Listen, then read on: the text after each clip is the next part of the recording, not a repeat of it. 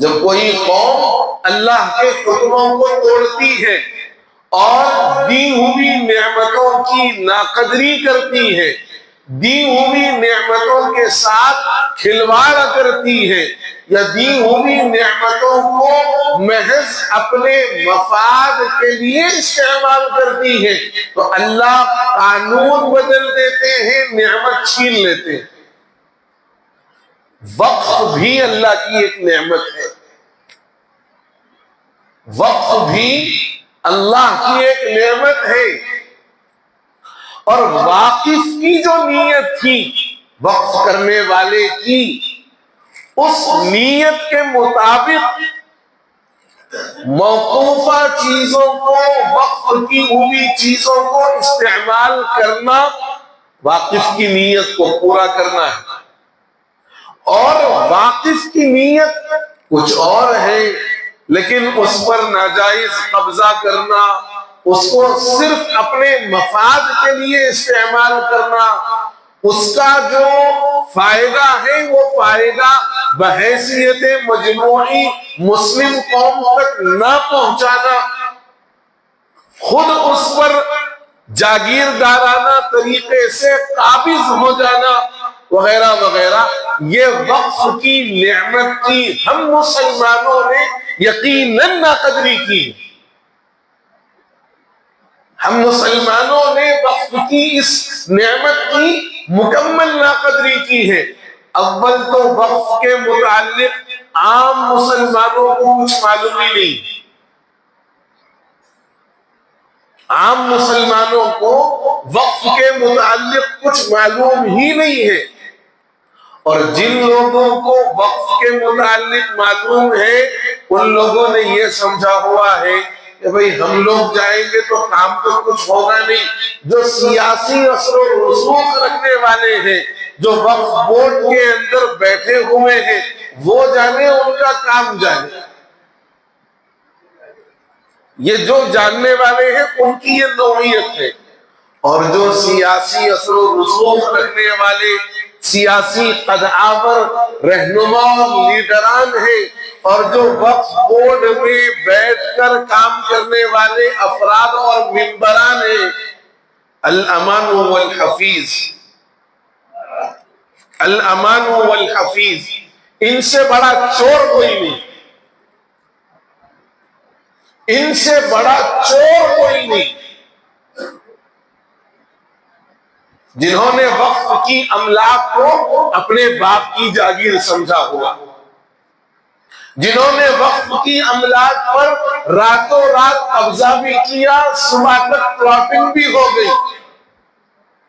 جنہوں نے وقف کی املاک کو صرف اپنے مفاد کے لیے استعمال کیا، قوم و ملت کا جو مفاد وابستہ تھا یا واقف کی جو نیت تھی، نہ قوم و ملت کے مفاد کے لیے اس کو استعمال کیا، نہ واقف کی نیت کے اعتبار سے اس پر کوئی کام کیا۔ نتیجہ یہ ہے کہ یہ وقف کے ساتھ جو نعمت اللہ نے دی تھی وقف کی شکل میں، ہم نے اس کی ناقدری کی۔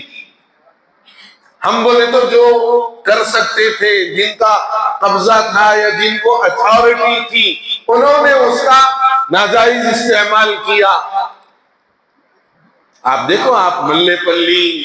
اور شہر کے اور جو وقف کی اراضی ہے، یہ معظم جاہی مارکیٹ، یہ چار مینار، مکہ مسجد، لاڑ بازار، یہ جتنی موقوفہ جو ہے ملگیاں ہیں اور جتنے دکانیں ہیں،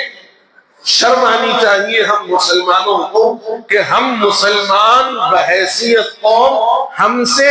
ملت کو کوئی فائدہ پہنچے ہم یہ سوچتے، مگر ہم اتنے زیادہ دنیا پرست ہو گئے اور اتنے زیادہ حریص ہو گئے کہ جو مڑگی کا کرایہ 20 تا 25 ہزار، 30 تا 50 ہزار روپے ہونا چاہیے تھا، جس کے نام پر وہ مڑگی پہلی مرتبہ رجسٹرڈ ہوئی وقف بورڈ میں، پیڑھی در پیڑھی اسی خاندان میں وہ مڑگی چلتی آ رہی ہے، اور اس کا کرایہ اگر آپ سنیں گے تو تعجب ہوگا، 200 سے 250 روپے، 200 سے 250 روپے۔ اور جن صاحب کے نام پر وہ موقوفہ دکان ہے وہ ان کی پیڑھی در پیڑھی چل رہی ہے، اور وہ وقف بورڈ میں 200 روپیے 2000 روپیے کرایہ بن رہے، لیکن یہ دوسرے کو کرائے پر دیے ہیں 25,000 میں۔ شرم سے ہم کو ڈوب مرنا چاہیے۔ ہم وہ قوم ہیں جو خود وقف کی اراضی پر، وقف کی دکانوں پر، وقف کی مالیت پر ہم نے حریصانہ نظریں رکھی ہوئی۔ ہم نے محض نام لیا میں وقف، باقی ہم کو نہ اس کے مقصد سے کوئی سروکار، نہ ہم کو اس کے ذریعے سے قوم و ملت کے مفاد میں کوئی کام کرنے کی ضرورت۔ ہم نے تو یہ دیکھا حد یہ ہو گئی، وقف کی اراضی اور دکانوں پر قبضے تو بہرحال ہوتے رہے ہیں، سنتے رہے ہیں، وقف کے قبرستانوں پر بھی قبضے ہو گئے، وقف کے قبرستانوں پر بھی قبضے ہو گئے، اور جن لوگوں کی زمینیں اس سے قریب میں تھی انہوں نے 2-4 قبروں کو توڑ کر اپنا مکان بھی بنا لیا۔ تو یہ جو نعمت کی ہم نے ناقدری کی، نہ واقف کی نیت کا اعتبار کیا، نہ واقف کے مقصد وقف کو سمجھا، نہ قوم و ملت کے مفاد اور فائدے کے لیے وقف کے ذریعے سے ہم نے کوئی کام کیا، اور جو